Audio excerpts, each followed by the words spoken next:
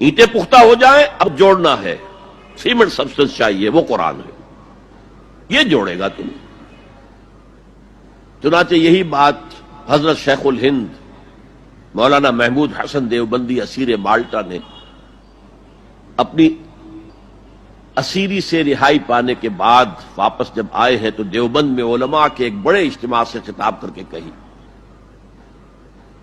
مولانا مفتی محمد شفیع رحمت اللہ علیہ وہ خود موجود تھے اس میں، بڑے بڑے علماء، مولانا حسین احمد مدنی رحمت اللہ علیہ، شبیر احمد عثمانی رحمت اللہ علیہ، مولانا اشرف علی تھانوی رحمت اللہ علیہ، مولانا انور شاہ کشمیری رحمت، بڑا مجمع، اور کہا حضرت شیخ الہند نے ہم نے تو اپنی اسیری کے 4 سالوں کے دوران جتنا غور کیا تو ہماری اس وقت کی امت کی زبوں حالی کے 2 سبب سامنے آئے۔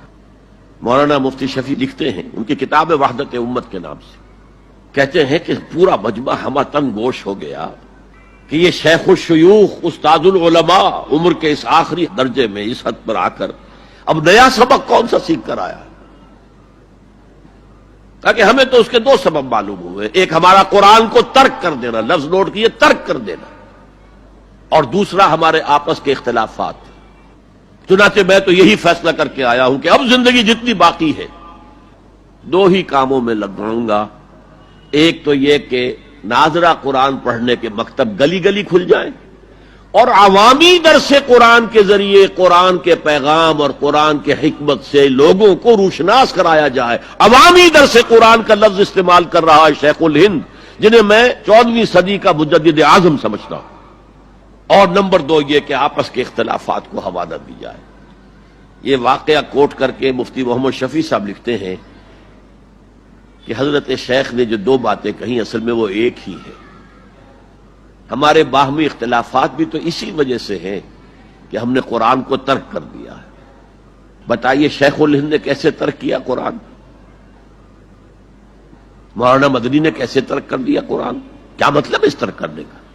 حال تو یہ ہے کہ مولانا مدنی رحمت اللہ علیہ، حالانکہ وہ تو گرفتار نہیں ہوئے تھے، وہ تو والنٹریلی اپنے شیخ کی خدمت کے لیے گئے ہیں ساتھ، اور اس حد تک ان کی وفاداری اور ان کی خدمت گزاری کہ رمضان کا مہینہ آیا تو حضرت شیخ الہند نے حسرت کے ساتھ کہا زندگی میں یہ پہلا رمضان ہوگا کہ تراویح میں قرآن نہیں سن سکیں گے، اس لیے کہ نہ شیخ الہند حافظ تھے، نہ مولانا مدنی حافظ تھے، اور تیسرے ان کے ساتھ ایک اور تھے، ان کا میں نام بھول رہا ہوں، وہ سرحد کے پٹھانوں میں سے تھے، کوئی حافظ نہیں تھا۔ اب آپ غور کیجئے، استاد اور اپنے شیخ کی اس حسرت کو دور کرنے کے لیے مولانا مدنی روزانہ 1 پارہ حفظ کرتے تھے اور رات کو تراویح میں سناتے تھے، روزانہ 1 پارہ۔ اور یہ انہونی بات نہیں ہے، جب ساری زندگی قرآن ہی سے شغف رہا ہے تو وہ ہے تو صحیح ذہن میں، اب صرف ان کے لنکس ملانے ہیں آپس میں، اور کیا ہے؟ اصل میں قرآن کو ترک کرنے کا مطلب کیا ہے؟ وہ اصل میں ایک اور بہت بڑے عالم دین کی بات سنیے آپ، مولانا سید انور شاہ کشمیری رحمت اللہ علیہ، جو دیوبند سے آ کر آپ کے قریب میں ڈابھیل میں انہوں نے مدرسہ قائم کیا تھا۔ وہ ایک مرتبہ قادیان میں ایک جلسہ علماء کیا کرتے تھے ہر سال رد قادیانیت کے لیے، تو ایک سال اسی طرح وہاں علماء جمع تھے۔ اب جس نے یہ واقعہ بیان کیا ہے اس کا نام میرے ذہن میں اس وقت نہیں ہے، کہ میں صبح مولانا انور شاہ کشمیری رحمت اللہ علیہ کی خدمت میں حاضر ہوا تو دیکھا کہ غم کی تصویر بنے بیٹھے ہیں، بہت اداس، غمگین۔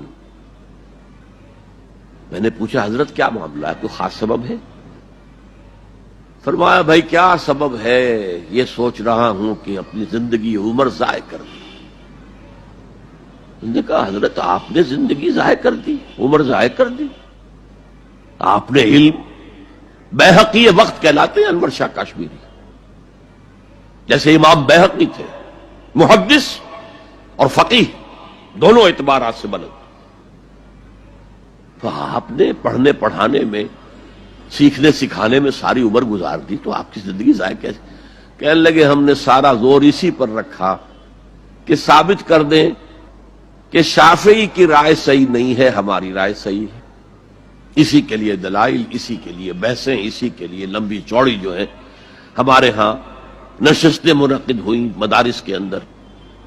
حالانکہ اللہ کے ہاں یہ ہم سے سوال نہیں ہوگا. گمراہیاں طرح طرح کی پھیل رہی ہیں اور ہم ان بحثوں میں لگے ہوئے. حالانکہ زیادہ سے زیادہ یہ کہا جا سکتا ہے کہ قول اصحابنا ثواب محتمل الخطا، اور جو قول دوسروں کا ہے وہ خطا ہے محتمل الثواب. زیادہ سے زیادہ یہ کہہ سکتے ہیں ہم کہ ہمارے جو اسلاف ہیں، ہمارے جو اساتذہ ہیں، ان کا قول صحیح ہے، اگرچہ اس کے خطا ہونے کا بھی امکان ہے. ہم یہ نہیں کہہ سکتے کہ اس کے غلط ہونے کا کوئی امکان ہی نہیں، معصوم تو وہ نہیں تھے. اور قولہم ان کا جو ہمارے سامنے ہے مد مقابل ہے، اور وہ شافعی ہیں. اصل تو جو ٹکراؤ تھا وہ فقہ حنفی اور فقہ شافعی کے مابین تھا. ہم صرف یہ کہہ سکتے ہیں کہ ان کا یہ قول خطا ہے، غلطی ہے، اگرچہ احتمال موجود ہے کہ وہی صحیح ہو. اس کے سوا تو ہم کچھ نہیں کہہ سکتے. اور ہم نے اپنی ساری زندگی اس کام میں لگا دی. لیکن میں کہہ نہیں سکتا اس پر کتنے رنج اور صدمے کا اظہار کروں کہ مجدد وقت شیخ الہند رحمۃ اللہ علیہ اور بحقی وقت مولانا انور شاہ کاشمیری رحمۃ اللہ علیہ، ان کی ان باتوں کا کوئی اثر ان کے شاگردوں نے قبول نہیں کیا. وہی روش ہے، وہی فقہی بحثیں ہیں. جب میں نے پاکستان میں تحریک خلافت کا آغاز کیا، کچھ احادیث بیان کی، اچھے علماء نے کہا کہ ڈاکٹر صاحب ہم نے تو یہ حدیثیں پہلی مرتبہ آپ سے سنی. یہ حدیثیں جو ہیں یہ ہیں کتاب الملاحم میں، اشراط الساعہ، علامات القیامہ، کتاب الفتن. اور حدیث کے ان ابواب پر تو پہنچتے پہنچتے ہم ایگزاسٹ ہو چکے ہوتے ہیں. ہماری ساری بحثیں جو ہے وہ ختم، اور وقت ختم ہو جاتا ہے ان فقہی بحثوں کے اندر. یہاں تک تو ہم پہنچتے ہی نہیں. بہرحال دوسرا نقطہ جیسا کہ میں نے عرض کیا، پہلا اینٹیں پکاؤ، مضبوط کرو. یا ایھا الذین آمنوا اتقوا اللہ حق تقاتہ ولا تموتن الا وانتم مسلمون. اور دوسرا ان کو جوڑنے کے لیے قرآن کو ایز اے سیمنٹ سبسٹنس استعمال کرو. واعتصموا بحبل اللہ جميعا ولا تفرقوا واذکروا نعمت اللہ علیکم اذ کنتم اعداء فالف بین قلوبکم فاصبحتم بنعمتہ اخوانا وکنتم علی شفا حفرۃ من النار. تم تو تباہی آگ کے گڑھے کے کنارے تک پہنچ گئے تھے، گرا چاہتے تھے. فانقذکم منہا، تو اللہ نے اس سے تمہیں نکالا ہے. کذالک یبین اللہ لکم آیاتہ لعلکم تہتدون. اسی طرح اللہ تعالیٰ تمہارے لیے اپنی آیات کی تبیین کر رہا ہے، وضاحت کر رہا ہے، تاکہ تم ہدایت حاصل کر سکو.